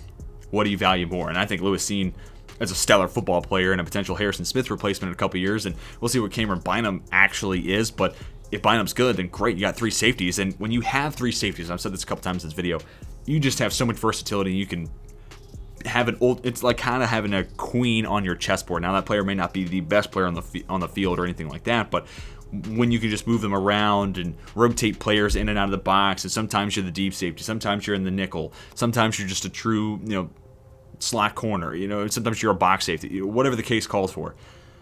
I love that versatility. So having a potential 3rd safety in there with Bynum is intriguing, but Cine and Harrison Smith, I think that's really, really solid. And plus, I think the Vikings just got a good football player after trading down 20 spots. Good on them. And they traded back again. And what's interesting with the Cine and Booth Jr. selection, Those came on the heels of trades with the Lions and Packers, 2 division rivals. So that's a little peculiar. You don't often see that, but okay, I think it worked out. And Boot Jr., obviously, second sports hernia surgery, that's concerning. The injuries are definitely there, but you get a guy who, in my eyes, a first-round cornerback when he's healthy and he's right, definitely needs some refinement, but an area of need, you're going to have to coach up a lot of these guys anyway. So to get a guy who I saw, as a, early 20s, mid-20s type of cornerback, to get him at 41, love that value. Ed Ingram, another dart towards the interior offensive line where they can still try to get better. I think Wyatt Davis will eventually become that starting right guard this year, so we'll get our first real look at him and a heavy sample size. Garrett Bradbury hasn't been great at center. Ed Ingram, option there on the interior. Brian Asamoah is one of my favorite picks from this draft class.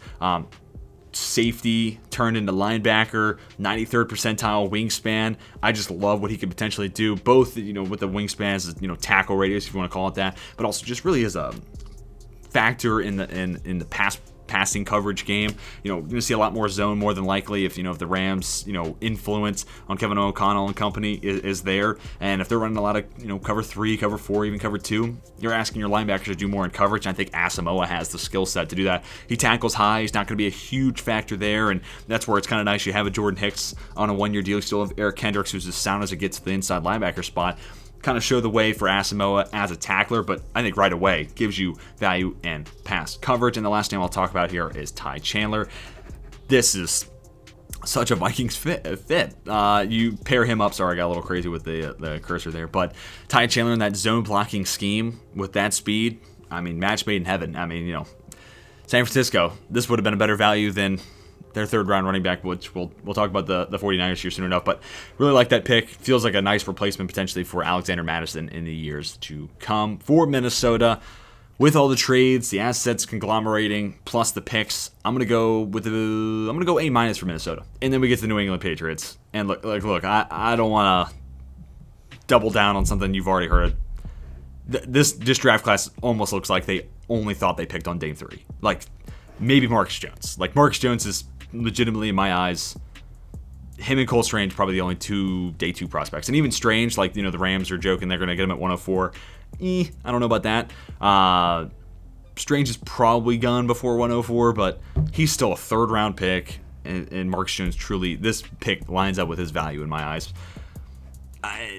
Strange, whatever. They need an offensive lineman, but to trade Shaq Mason for a 5th to then draft his replacement, who you're hoping is as good as Shaq Mason in the 1st, questionable in my opinion. Marcus Jones is going to be an awesome slot corner, but they needed a boundary guy because right now they're going into the season with Malcolm Butler and Jalen Mills playing on the outside.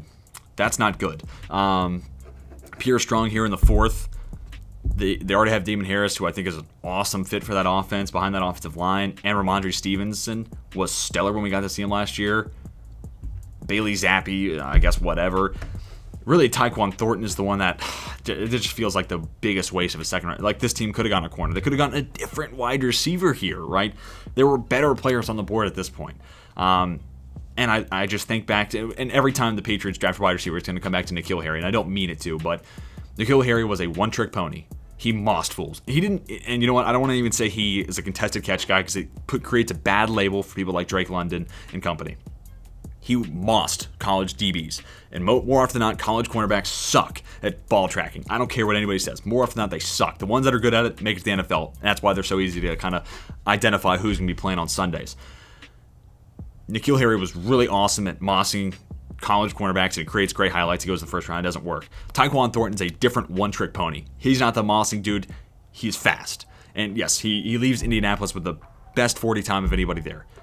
Former track athlete, comfortable in a 4-point stance, has stellar form. He was made for that. And he's fast. Cool. You have Nelson Aguilar. And Nelson Aguilar is a better route runner, has better hands. Sure, he's getting a little old, but Thornton does not have good, 3-cone numbers. He does not turn well. He is straight line speed fast. This is going to be, and I'm not afraid to say it, all takes exposed. Here we go. John Ross just in the 2nd round, so it's a little less, of a detrimental impact than, Ross in the top 10. This is not going to work out. I have a hard time thinking this is going to play. If this draft was taken by anybody other than Bill Belichick, this would be F's across the board. So with that mindset, I want to give Bill Belichick the benefit of the doubt, F+. Not a lot of picks to talk about for the New Orleans Saints, but that first round, awesome. I mean, they do trade up to get Chris Olave. I was looking to see if they would have the Hall in there. They do not, but you're moving up from 16 or 15 rather, to get Chris Olave. And again, I'm not crazy about trading up, but this is a perfect pairing. Him and Michael Thomas, two Ohio State guys, whatever, don't even worry about that, but you have two of the best route runners at two very different levels of the football field, right? Like 12 yards and shorter, Michael Thomas is one of the best in the game. Chris Olave, I think pretty much right away, 15 yards and deeper, will be one of the crispest route runners we have and one of the best deep play threats in the NFL because of that. So I think Olave is a huge add, and it feels like a wide receiver to add to complement the skill set of Jameis Winston. Like, they could have, Drake London's off the board here by this point, but what if they went Treylon Burks, this guy who, has the ability to win-ish down the field, but slot wide receiver, you think about him in contested catch spots and winning in the intermediate parts plus his gadget skill set. That doesn't feel like, hey, Jameis, we're going to get you a guy who you can throw bombs to. Chris Olave feels like that. So, love this pick. Wish they didn't have to trade up to get to him, but receivers were flying off the board. So it feels like a reactionary move, and they're kind of a catalyst for why receivers are going off the board. So it's a give and a take there. But then at 19, Trevor Penning. It's going to take some work in the pass protection side of it, but they needed a left tackle. They got one in the first round. Stellar athlete, too. So you look at what the Saints have done grooming offensive linemen, specifically the tackles, right, like Teron Armstead and Ryan Ramczyk.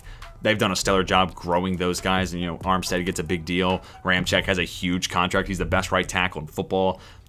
I feel confident with this organization grooming Penning to be a potential franchise left tackle. And they don't even have to play him right away. Like, James Hurst is probably better as a swing tackle, but if you need him to be your momentary left tackle as Penning gets better and better, I think you can win football games with that. Then Alante Taylor, this was kind of a surprise in the second round, but lots of time starting in the SEC, good size, good athletic measurables. It's kind of surprising that this was a shock to me because, like, when you think about it from that perspective, he makes total sense to go in the second round. So don't hate it there. And, Saints are putting more assets into that secondary where it's like, Marshawn Lattimore could go down at any time. Paulson Adebo was up and down last year. You think going into year two he's going to be better, but who knows what that turns into.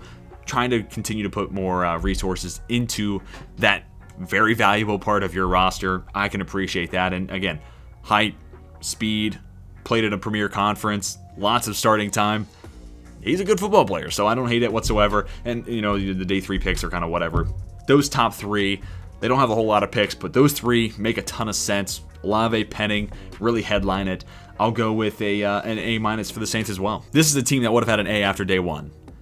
But after that, it's tough to support. Darren Beavers here, we'll kind of go backwards here. I think that's a really awesome pick there. Lots to work be done for Beavers, but take him in the 6th round and, position a need. It's worth throwing the dart at the board. The rest of the way is fine. Addressing the interior offensive line, cool. Maybe not the best value there or the best guy on the board. Wan'Dale Robinson's kind of a head scratcher because, like, Kadarius Toney is supposed to be there. I know there were rumors of him being traded, and then it was like Sterling Shepard is being potentially shopped. Don't really know what Joe Schoen wants to do, and obviously I was gushing about Brandon Beane. I want to give Joe Schoen the benefit of the doubt. This pick in specific was really, really weird, and maybe he's moving on from Shepard and Kadarius Toney for whatever he can get for him. And if that case, then this pick makes a little more sense. But the first round, like I said, I'm putting emphasis on your top 100 picks, and specific your first round picks, right? Like that's where you got to make your headlines. That's where you've got to win. Kayvon Thibodeau, Evan Neal, I have a hard time thinking those guys aren't at least solid contributors, right? This team needed an edge rusher. Kayvon Thibodeau, given his athletic ability, almost feels like a perfect fit for Wink Martindale's system. Like, I feel confident that Thibodeau can, play a little bit of zone coverage if you're blitzing your inside linebackers. I don't hate Thibodeau dropping back, but when it comes down to it, you need him to get to the quarterback. This dude has the best first step off the line in this draft class. He can win off your outside shoulder against your inside shoulder if you're a tackle. He's got a great arsenal of moves, and I think the effort component of the off-field stuff overblown. And, so is the crypto and his attitude or whatever. I'm worried about him as a football player. He was drafted to be a football player. I don't really care about the other stuff. I think this is a great pick here. He's always been a top 5 pick. Yeah, he always should have been. Evan Neal at 7, plug and play right tackle. Congratulations. you did it. So I'm still interested to see what happens at center in specific. Is it Feliciano? And if Feliciano's your center, who's playing left guard? You did sign Mark Lewinsky, so I'm still intrigued by this interior. And maybe Azuda is one of those players. We'll see. But these two really are what make it a B class for the Giants. I'm going to go with B. Everything after was a little interesting and a little questionable in my eyes. But Thibodeau, Neal, those are 2 wins to start the draft. We're almost there. We're almost done. Jets, this is an A. There's no need to, rail on this, but literally 6 of their 7 picks, I am absolutely here for. And that's nothing against Michael Clemens, but you're kind of doubling down at edge. You're probably just not going to see the field given where that defensive line is at. And if he does see the field, obviously he's going to see the field. I don't want to have that be a total hyperbole.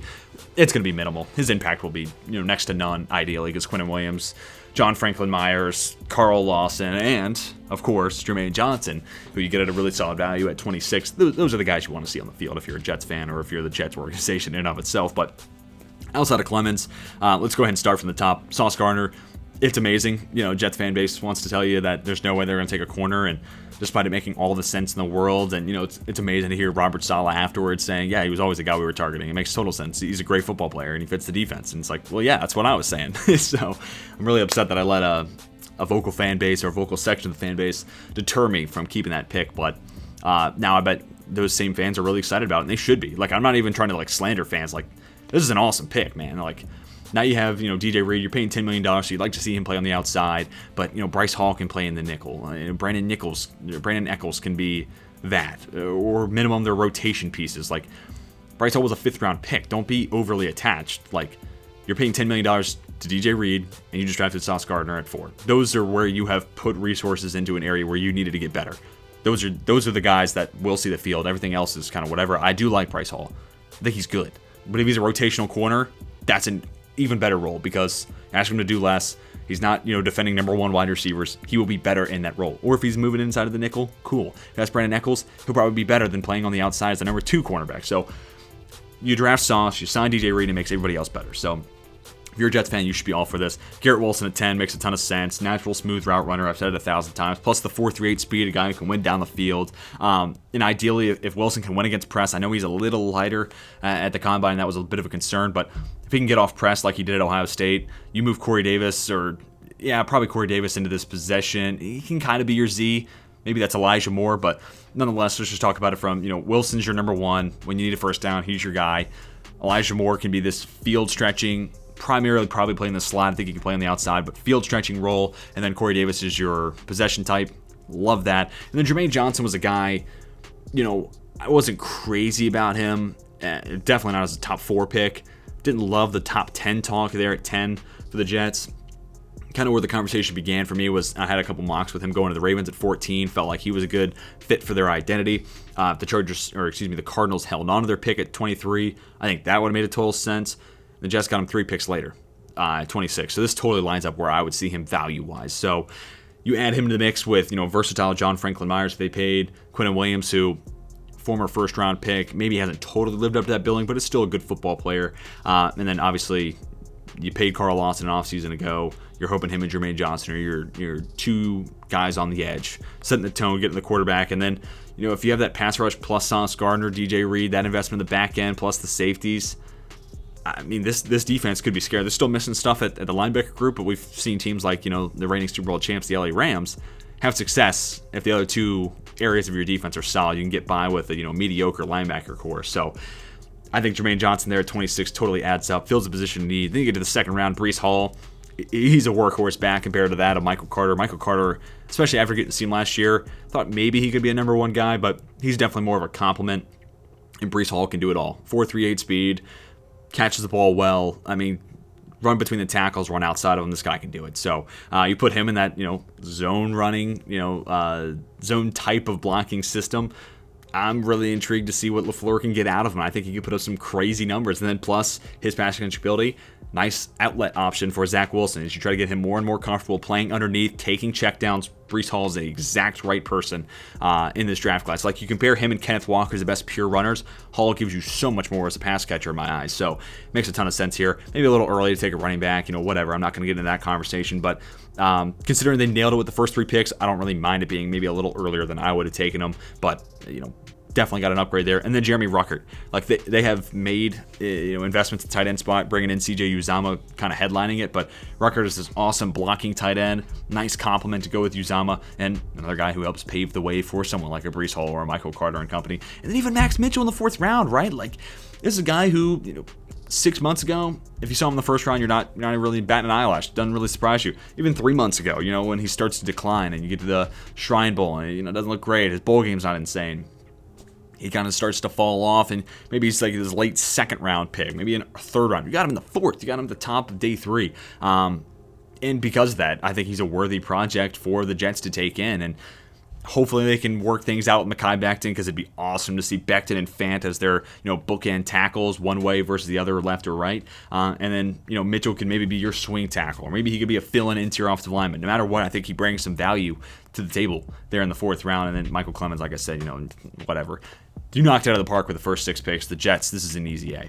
To the Philadelphia Eagles, they leapfrog the Baltimore Ravens to get Jordan Davis. Cam Jurgens feels like a perfect Jason Kelce replacement. Nakobe Dean might be the biggest steal of the draft. Grant Calcaterra, that's a cool pick in the 6th round. Another tight end to go with Dallas Goedert. I think he can actually provide some solid impact right away. This team knocks it out of the park as well. Yeah, it's only 5 players, but part of the reason is because they took one of their first this year and turned it into A.J. Brown. So that was a draft night move.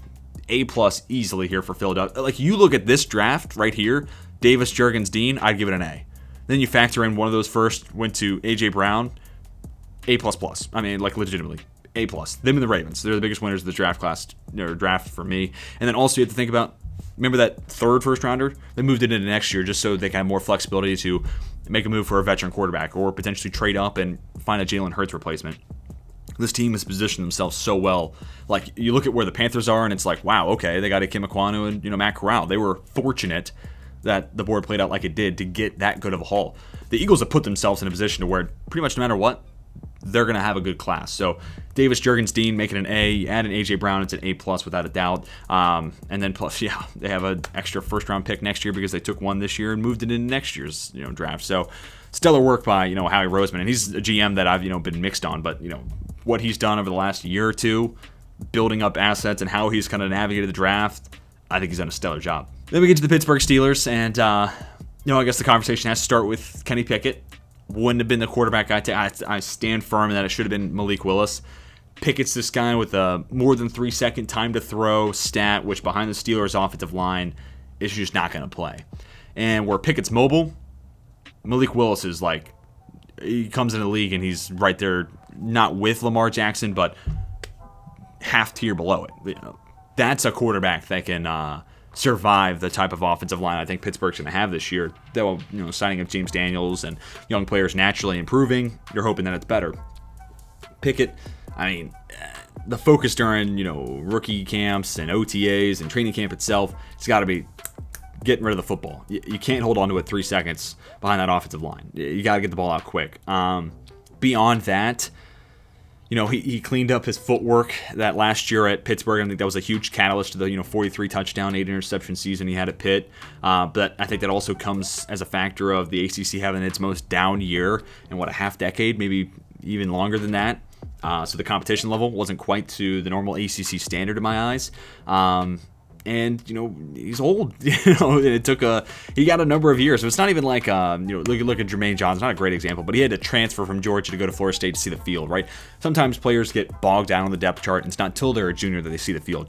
Kenny Pickett's a multiple year starter, and it wasn't until this past year where he really stood out and kind of put himself in this conversation as a 1st round quarterback, obviously in a huge down year for the quarterback position in the draft class. So I think Willis should have been the pick here, and it's also just uninspired because Pickett's cleaned up that footwork, how much better is he really going to get? He doesn't have that gaudy arm strength that Malik Willis has. He doesn't have that elusive ability and awesome running nature in his skill set.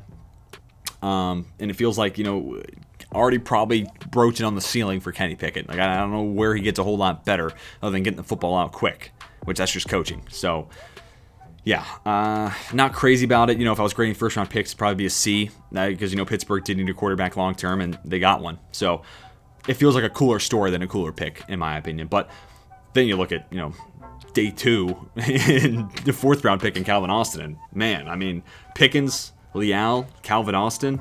We'll talk about the wide receivers first. George Pickens, Calvin Austin. I mean, I think those are 2 guys who could start right away, legitimately. And that's on top of Deontay Johnson and Chase Claypool, who are 2 really nice up-and-coming young wide receivers. So Pickens is really interesting. Maybe they're trying to just be patient with him and not force him onto the field. But that being said, he did play in the college football playoff. Feels like he's already healthy and ready to go. So we'll see. Has the ability to be an X, and if he is, if you have Pickens as your X, Chase Claypool is your Z, gadget type, takes those end arounds, uses his big size to his advantage, plus he wins down the field, contested catch spots, he has that vertical speed. Okay. And then are you moving Deontay Johnson and making him like a high volume slot guy? Because I'm absolutely here for that, right? Like, as long as the drops don't become an issue like it was 2 years ago and towards the end of last season, that dude is so fun to watch. Like, I know that's not a real scouting term, but that dude, the way he moves and just puts dudes on skates one after another, plus crisp route runner. I like him in the slot, potentially going up against the 3rd cornerback on teams' rosters, just cooking fools.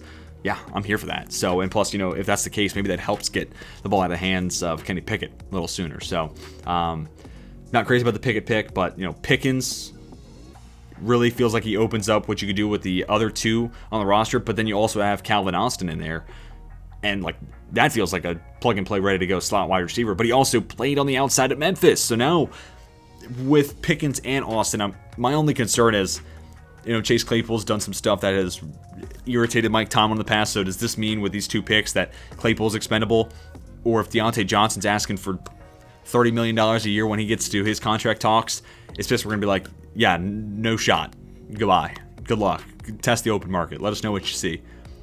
So by taking Pickens and Austin to do one of those 2 that are already on the roster become expendable, I hope not. Because if you're talking about especially if they do a good job rotating them in consistently in and out, Deontay Johnson, Chase Claypool, George Pickens, Calvin Austin, the 3rd. Like, that is an awesome quartet of wide receivers. And if they keep all 4 and they're actually using them heavily, that is what could potentially elevate somebody from a Kenny Pickett level to where it's like, you look at what Alex Smith did, basically going from, you know, end of his career at San Francisco and, you know, boosted by the likes of an Andy Reid and plus the weapons they had in Kansas City, Tyreek Hill, Travis Kelce, that made him look better and play better. Maybe that's what Pittsburgh can do with Pickett because, you know, Alex Smith feels kind of comparable to Pickett in a lot of ways. And then DeMarvin Leal's the last pick I'll talk about here. I've been talking about the Steelers for too long.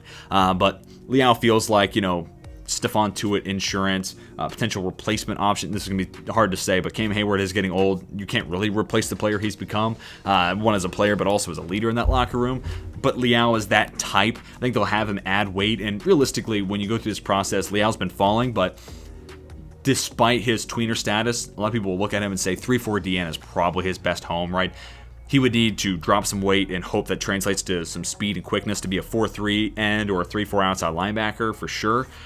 But would need to bulk up to be, 4-3 D tackle. I mean, I think he could do that on passing downs, and if Pittsburgh uses him solely as 3-4 interior or third down interior rusher, I think that could play. But I think they'll have him ultimately add weight, kind of like they did with Tuitt and similar-ish to what they did with Hayward, and he'll become a 3-4 D end of the future. And I think it's a worthy project. This is a guy who once was seen as a first-round talent. So Pittsburgh's done a pretty good job, all in all, developing players, specifically at wide receiver. That's what makes the Pickens and Austin moves really interesting. Anytime Pittsburgh does something at wide receiver, my ears are perked. But I think they could do something similar with Leal that they did with Hayward and Tuitt. So because of that, not crazy about the Pickett pick. Liked everything else for the most part. Day 3 was whatever beyond Calvin Austin. I'm going to go with a B for Pittsburgh. Seattle Seahawks, they start their draft with Charles Cross. That's an A in my book. Boye Mafe, that's an A in my book. Kenneth Walker, they had to take a running back, and it actually kind of does make sense. They did re-sign Rashad Penny, but Kenneth Walker's a better natural runner, I think, in my eyes, and obviously long-term, maybe the guy. Abraham Lucas, stellar pick, and now I'm looking at this with Cross on the left side and Lucas staying in-state, which is cool or whatever. that's a plug-and-play right tackle, in my opinion. So it feels like they don't need to bring back a Dwayne Brown or a Brandon Shell. And plus, keep in mind, Stone Forsythe in the 6th round was one of the better values of last year's draft class. So I think they got options there across the tackle room, if you will. So maybe Brown, Shell, they're going to be landing elsewhere. So that's probably a good thing for teams that need tackles. So like those first 4 picks for Seattle, but even, Kobe Bryant and Tariq Woolen, 2 different types of corners, but Tariq Woolen felt like a guy who was bound to go to Seattle because he fits their, typical style, these long arms, huge boundary cornerbacks. A lot of work to be done, though, for Woolen. He is a multiple position convert, but wide receiver to corner, and the reason he leaves wide receivers because he doesn't have good hands. He literally fits the archetype of if he could catch, he'd play offense. That's Tariq Woolen. But with proper coaching, this dude could be something crazy good. And, not saying this is going to happen, but Richard Sherman was the 5th round pick by the Seattle Seahawks. So, let you mull that one over. Probably not going to happen, right? Because that's kind of one of a million thing. But Woolen as a risk-reward proposition, the 5th, absolutely. Woolen as a risk-reward proposition, the 2nd, not so much. I'm not here for that. And the 5th, absolutely. And Kobe Bryant, I think that's a really solid value there in the 4th round. So then you add in Bo Melton. I think that's a steal low key in the 7th. And you look at Bo Melton in the 7th versus D. Eskridge in the 2nd last year. Give me Bo Melton in the 7th any day of the week. So and I like D. Eskridge. I think he's a fine football player. But all in all, I think Seattle actually had a really, really good draft. Let's go with I'll go as far as an A- for the Seahawks. I really like what they did. San Francisco 49ers, love the Drake Jackson pick. Kind of adding in more bodies to that edge rush group, being able to have rotation pieces, and just because they've done such a good job developing edge rushers in the past, I'm so excited to see what Drake Jackson can do. And he doesn't have to travel far, right? USC to San Francisco, and USC, just like Florida, Florida State, these big tradition name schools haven't really done a great job developing a lot of their 5-star, 4-star recruits and turning them into first-round type of players. Drake Jackson, I think, really could have been had he gotten proper coaching at USC and grown from freshman to where he is now. He is going to be a younger player, but now I'm excited he's going to get that chance to improve and develop as a pass rusher with San Francisco. I can't even get going, but Davis Price is an absolute reach. I don't know why the 49ers felt like taking a running back here. Elijah Mitchell hit last year in the 6th. And you also took Trey Sermon in the 3rd last year. You already did this last year, and it didn't work. So it's just kind of mind-blowing. A lot of people have been giving this pick flack. I'm not going to, make you listen to another person saying it. Danny Gray in the 3rd, fine, whatever. Maybe a little old-ish if my memory serves, but from what I remember looking at, it's amazing. All these names kind of start to blur together. Once the draft's done, you start thinking about next year. But from what I remember scouting, Danny Gray, physical guy, and it kind of fits in with that Yak production, so feels like a home there in San Francisco, so that's interesting. And the rest of the draft isn't crazy. Lol, Brock Purdy got drafted, that's cool or whatever, but really Drake Jackson was the headline pick. Everything else was fine at best. So I don't know, call it a C for San Francisco. I like Drake Jackson, but wasn't really crazy about anything else. Final 3 teams. Logan Hall, first pick made by Tampa Bay. I like it more because they move back, right? They go from 27 to the first pick in the 2nd round and draft him. Definitely your Ndamukong Suh replacement. Travis Jones would have been an interesting prospect if you felt like, hey, that burst translates to potential pass rush ability. Let's play him at that 3-tech spot and just have him and Vita Vea absolutely clog the middle and not have any team run against us, especially with Levante David behind them. Wow. Even going back to the Eagles, Nakobe Dean going to be kept clean by Jordan Davis. That's really cool. Another big reason why I like that Eagles draft. But Logan Hall is this, especially in that 3-tech, maybe they'll have him add some weight, but playing next to Vita Vea allows maybe where he's at right now to stay clean and stay where he is size-wise and keep that potential speed he has because he is the weight he is. So that's a really intriguing proposition. But, Bruce Arians, when he was the head coach, made it pretty clear pressers that they wanted interior pressure. And, Todd Bowles is sticking with that focus. So Luke Giddicky here in the 2nd round, tackle guard potential. I think he probably slots in at guard, and he could be a day 1 starter, honestly. He had some great football and some great tape under his belt at Central Michigan. Obviously, group of 5 school, but I think that's a potential starter on the interior offensive line, him or Robert Hainsey. And, if it's Hainsey, then Giddicky just becomes a really nice interior fill-in guy or a swing tackle. Rashad White, pass-catching running back. it's potentially the last year Tom Brady's there, so it's kind of interesting that they would, put emphasis on this type of resource. So we'll see, maybe multiple years of Tom Brady. But, he always has a knack for wanting those pass-catching running backs. Rashaad White, I think, provides that value. Back in the third, still feels rich. Felt like more of a day 3 guy, but, he wasn't too ahead of that projection as he was taken towards the end of the third round. And then the rest of the picks, nothing really crazy on day 3. Cade Otton, feels like a Jason Light type of tight end. So potential insurance if Gronk doesn't come back or gets hurt. You move on from O.J. Howard too, so needed to fill that position. So I guess you could note that as a worthy day 3 selection. But all in all, I think Tampa Bay had a solid draft, found a starter, got some depth across the board the rest of the way. So let's go with a B even for Tampa Bay. On to the Tennessee Titans now. So you have Treylon Burks as that first pick, and this is what you get in return for the A.J. Brown trade. I'd rather just keep A.J. Brown, especially once we get to the Malik Willis conversation, which is I'm going to get to really quickly here. But Treylon Burks, very early on in the process, was comped to A.J. Brown, which I never really felt was an apt comp. And then as we got deeper and deeper in the process, people kind of saw what he is. Played a lot from the slot at Arkansas, and part of that's the situation. Arkansas just isn't all that good, don't have good football, good quarterback play in specific. But, not a whole lot of route running prowess shown on the tape of Burks. He is an interesting prospect, and I really just don't anticipate him. I wouldn't, if I were a Titans fan, anticipate him being A.J. Brown day 1. Maybe in a couple of years they can find a way to get that type of production. But even if he does become as productive and as good a football player, I don't think it's going to be in the same way. But you lose A.J. Brown. You needed somebody to play with Robert Woods. They got it with Treylon Burks at 18. So can't knock it too much. It's it's fine. It's okay. And going with that though, Malik Willis, I think you got him in a great spot, right? Like they're in the third round. Why would you not? Especially when you're about to be paying Ryan Tannehill $40+ million a year. But because of that Ryan Tannehill contract, that's why you couldn't pay A.J. Brown. That's why you offered A.J. Brown $16 million a year when he ends up signing for $25. That $9 million difference. Part of that's because of Ryan Tannehill. By taking Willis in the third round, you have an avenue to replacing Tannehill and getting rid of that contract and freeing up a ton of money, which would allow you to pay A.J. Brown. So hindsight's 2020, right? They didn't think Malik Willis was going to be there at 22. Shoot. At 18, they probably thought Pittsburgh was taking him at 20 or something like that. I'm not in the room. But it's just really unfortunate that they ended up getting a quarterback that could, sit behind Tannehill and then eventually replace him and allow you to free up that money on a rookie quarterback contract versus paying Tannehill 40+. But you've already gotten rid of A.J. Brown, so, the decision's been made.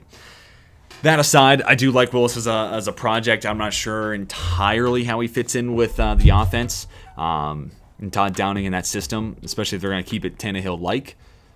Maybe not a one-to-one comparison like Mariota and Desmond Ridder, but I'm intrigued to see what that could become. And, Willis at 26, if the Titans still had that pick, that would have been an intriguing move in my eyes. And one that you didn't see a whole lot in mock drafts, but one that was worth having that conversation for. But Willis, good value there in the third. Roger McCreary, I'm kind of concerned if he moves into the slot. What are they doing with, you already have Amani Hooker, who's this primarily strong safety, and then you have Elijah Molden, who's this nickel box safety type. Starting to get a little crowded there. Now maybe they think Roger McCreary can play on the outside despite the small arms. If that's the case, cool. He could be a nice rotation guy in the mix with, Caleb Farley if he's out there. Christian Fulton had a really nice year too. So I don't hate them addressing that position, especially at the top of the second round. Did feel a little early for McCreary given his measurables, but don't hate it from a football player perspective. Nicholas Petit-Frere, this is a really interesting one. Maybe he'll play guard, but he's the guy who is forced Thayer Munford, who I'd sung the praises of as a 7th-round pick for the Raiders as a potential starting guard. Petit-Frere is the reason he moved to guard at Ohio State, or moved to the other side at tackle. Munford moved around nonetheless, but Petit-Frere is the reason he moved, and it's because of how good he was at left tackle. And I thought he was an underrated prospect in this year's draft class because really one guy beat up on him, and it's the guy I thought should have gone number 1. And he's one of the most prorated guys in this draft class. So please forgive Nicholas Petit-Frere for not being able to basically hold his own right away, or in that game, I should say, against a guy who pretty confidently could play on Sundays pretty soon. So right away is really what I'm trying to say. Tangent aside, I'm not really wording this all that well, but been talking for a while. Petit-Frere, if they're moving him to guard, I think it makes sense. Some of what I've heard is the plan is for Dylan Radunz to play right tackle because of his play strength concerns being one of the things that held him out of the first round last year. Maybe guard isn't really his identity in that type of an offense. I don't know if it is for Petit-Frere either, though. So maybe this is a draft and stash. Petit-Frere becomes a swing tackle, potential replacement for Taylor Lewan. Okay, third rounder. I could see that. But he also feels like one of the more ready to play right now tackles, especially in the mid-rounds. So maybe Petit-Frere will play right tackle, and maybe Dylan Radunz has put those strength concerns to the bed, and he's going to be their left guard. He has that guard tackle flexibility, but from what I heard, it sounds like he's going to be playing right tackle, and they're looking for a guard. And, if you make this Jamari Salyer, I'd be really happy with this pick, and it makes a ton of sense in my eyes. But it was Petit-Frere. We'll see what they do. Appreciate them addressing the offensive line. It was definitely a need. We'll see how they, end up playing those cards. And then, a day 3 pick we're talking about, Hassan Haskins feels like a really nice backup right behind Derrick Henry if he goes down. So don't hate that pick towards the end of round 4. But for the Tennessee Titans, this is a tough one. I'll go B-. Moving on from A.J. Brown, I'm going to go C. I'll go C+. Sorry, I'm hedging here. I'm going to go C+. Then we get to the Washington Commanders, and, kind of sticking with the themes. And part of why ultimately it was kind of back and forth with the Titans is Malik Willis in the third round is just an absolute value. You couldn't have done much better there.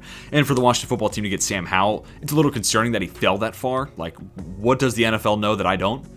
Plenty, for sure. But he falls to the first pick of the 5th round. That is really, really a lot farther than I thought he would go. Even in comparison to like Des Ritter's the 3rd rounder, you kind of thought, Matt Corral, 3rd round, kind of thought there'd be a run there towards the end of day 2. But Howell, avoided the rest of that run. He falls all the way to the 5th round. So I appreciate Washington taking that shot. It's worthwhile. Hopefully they told Carson Wentz beforehand. Otherwise, that dude is shitting himself right now, which, hopefully they give him that heads up. But Howell, good value. Worth taking the shot in the dark there. He has the tools, man. Great arm, has downfield accuracy, can move. I don't think he'll be a bowling ball like he was last year at UNC as a junior, but dude can move. And what else is interesting is, like, he's reunited with De'Ami Brown, and those two at UNC were electric, especially with the deep ball. So, if Carson Wentz gets hurt, we see Howell. What does that chemistry look like? It should be there. So Howell for a 5th round pick is totally worth the risk. Then we get to Jahan Dotson. Let's talk about this 1st round pick. Definitely early for where I saw Dotson. I saw him as a middle of the 2nd round type of guy.